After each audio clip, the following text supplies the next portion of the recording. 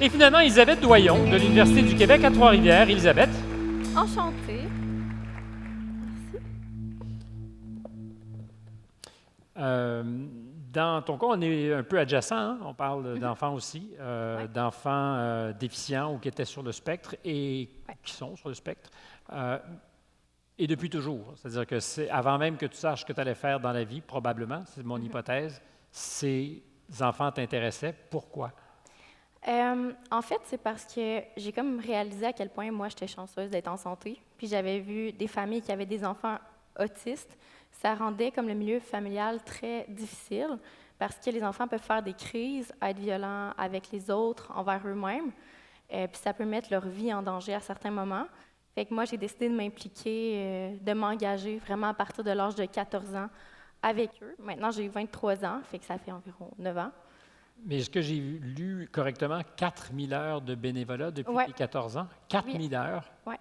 Parce que des fois, c'est comme des semaines complètes ou des fins de semaine complètes. que tu travailles ou que tu investis avec des enfants? Oui, ben, il y avait la partie travail, mais il y avait portion après mon travail. Moi, j'allais chercher des enfants dans leur famille, puis je les emmenais faire plein d'activités à mes frais. Par exemple, aller faire du cheval, aller à Québec au Mégaparc, aller à la piscine, aller à l'aquarium. La liste est vraiment longue. Fait que moi, je voulais leur faire vivre plein d'activités comme ça.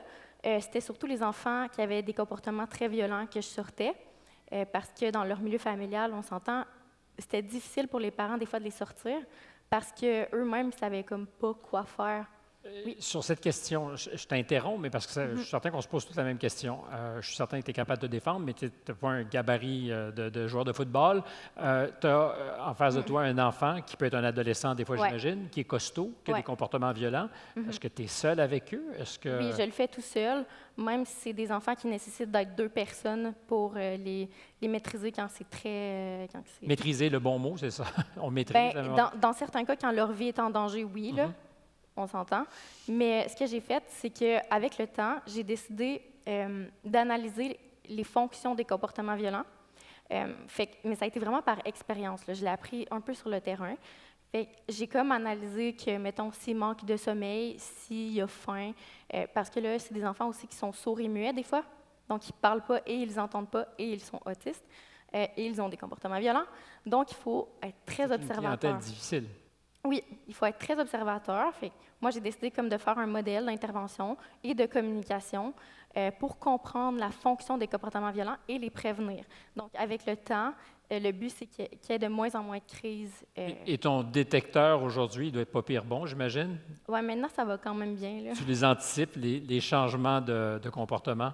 Je les anticipe pas juste, j'agis pour pour les prévenir. Et les stopper. Ouais. Je termine là-dessus parce que c'est ta vie, mais je pense que tu as aussi une famille extraordinaire parce que ça a empiété évidemment sur un peu la vie de la famille, tout ça. Ouais, quand même. Ils venaient à la maison des fois, ces Oui, gens-là. oui. Ça À la prend- cabane à sucre, faire du Ça prend café. des parents donc qui sont un peu game aussi. Oui.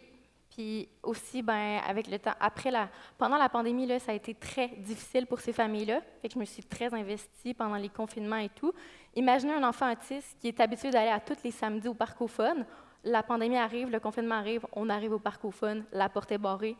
Et c'était très Crise. difficile. Oui. Fait que j'ai utilisé mon argent pour faire développer une application de communication pour les enfants, ben, qui peut être utilisée avec d'autres enfants, là, mais pour les enfants autistes qui sont sourds et muets. Fait que c'est quand même bien efficace, là, ça. Et qu'on peut utiliser pour justement mieux comprendre. Cette application, donc, elle sert à des gens qui auraient à composer avec des enfants autistes. Oui, mettons des intervenants, là, c'est Oui. pour la communication.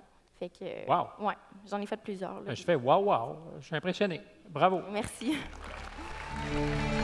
Et bonne chance.